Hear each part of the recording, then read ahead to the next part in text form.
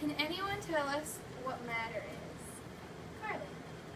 Matter is something that can take up space and has mass. Yeah. Yes, exactly, actually. Good job. Okay, so can anyone tell us what the three states of matter are? Do you remember, Carly? One is like liquids, solids, and gases. Yes, good job.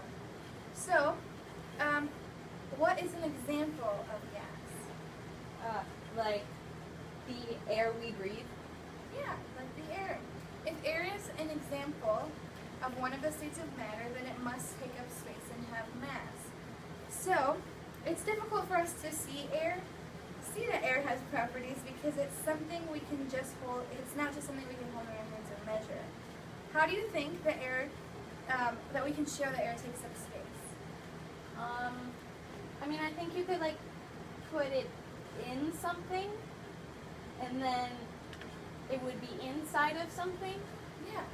So like this bag, what is this full of? Nothing.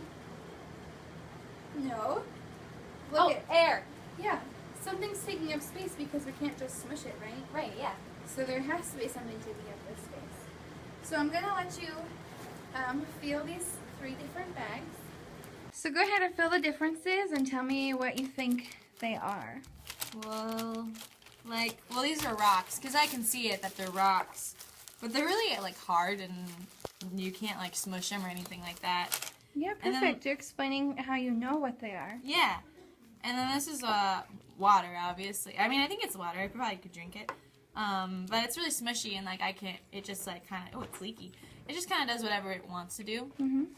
And this is the air. Like, I didn't think there was anything in here, but I guess there's air in here because, like, I can't just smush it. Like, I mean, if there was nothing in there, I could smush it, you know, and it wouldn't matter. But, like, if I smush this, it'd probably pop. Going back to what this lesson is about, is air a real material substance like solids and liquids? What is something about the solids and liquids that's different about the air? Well, I could feel the water and the rocks, like I can feel them. Right. But the air just was like nothing. Right. And I can't really see it either. You can't see it either. That's hard to explain it's hard to explain and examine something that you can't really see. If you wanted to find out about air and you wanted to learn more about the properties of air, you could put it in a capsule or maybe a bottle or something. We have Or a bag. Or a bag, like what we just did. We also have a bottle. And do you know what's in this little bottle? Nothing. Nothing. But what did we say that nothing was? Matter. Air. Air, that's right. So we're going to do a little experiment and show you that air really can take up space. Okay. It's our little dropper that we're going to be using for this lesson. And as we already talked about, what do you think is in this dropper? Nothing. I mean air. Air, that's right. So what would happen if you put this dropper and you squeeze the top into the water? What do you think is going to happen? Like put it in the water and squeeze it? Yeah. What do you think is going to happen? I think that air will be put into the water. You think so? How will it be put into the water? What do you think it's going to look like when it gets put into the water? Like when you have milk and you blow bubbles in your milk. That's a good way of putting it. Let's find out. Let's see if your hypothesis was right. Oh, what happened? In the water in there. Sorry. It's blowing bubbles in there. That's right. So that proved that there was air in there because when you squeezed it, the air didn't have any place to go. So it needed to come out of the squeezer in bubble form. Okay, so I'm going to give you a cup of water and a straw. And I want you to put the straw in the water and try to drink the water. So go ahead and drink from the straw and see what happens. What happened? I drank water. So just normal water came out, right? It's like every time I drink water. Yeah. Okay, so now I'm going to give you a different straw. And there's something different about this one. So now I want you to try to drink the water. Okay, so now I want you to drink out of the new straw that I gave you. What happened? I didn't really get anything. It was mostly just air. Why do you think so? Why don't you think water came out?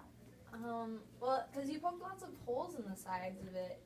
But why would that affect if water would come out or not? I guess because, like, the holes were also sucking in air. Yeah, and the air, what was the air doing then? It was filling up the straw. So it was blocking the water from coming in, which means the air has what? It has, it's a substance. It takes up space. Yeah. Okay, everybody. So what we've been talking about a lot here is evidence. We haven't had a lot of solid evidence because we couldn't see air, right? Can you smell air? I mean, sometimes you can. You can smell Bad things in air. the air. Yes. Can you taste the air? No. No. Can you feel the air? When it's windy. When it's windy. That's a good observation, that you can feel the air when it's windy. But it's kind of hard for us to stay in a room when there's not a lot of air moving to observe the properties of air. Like right now. Right, like right now. So I want to tell you a story about two little boys. One little boy came out of his house and said that it was raining outside, and that's why his car was wet, or his dad's car was wet. The other little boy came outside and saw that the same person's dad's car was wet. He said, no, it's just because my dad washed the car that it looks wet. How do you think they could figure out which story was true? If they looked at other places other than the car. You think so? If they looked other places out besides the car, maybe the parking lot, Yeah, or maybe if the road was wet. the road is wet? Yeah. Like how Or far? are the cars next to them? The car's next to them. That would make sense. And why do you think that is? Around the car was wet. What would it mean if there was water on the road, grass? What would that mean? It would mean that it was raining. Yeah, it would mean that it was probably raining, and that's the reason that that man's car was wet. So what we're talking about right now is evidence. What you just found out, or what we just talked about, was how evidence can prove a theory. And that's what we just did with the air and the water. We found out that there was air in the bag, and air in the straw, and air in the little syringe. We found out that there was air, and how did we do that? Like, what did we do to test our theories? We proved it, or tried to prove it. We tried to prove it by finding evidence. That's right. And so by finding evidence, we can prove our theories and test our hypothesis to see if our hypothesis was right. And so that's what we were doing. And so now at the end of this project, can you say that air is a real material substance like solids and liquids? Yeah. Yes, you can, because of the evidence that we found. And that is our lesson for today.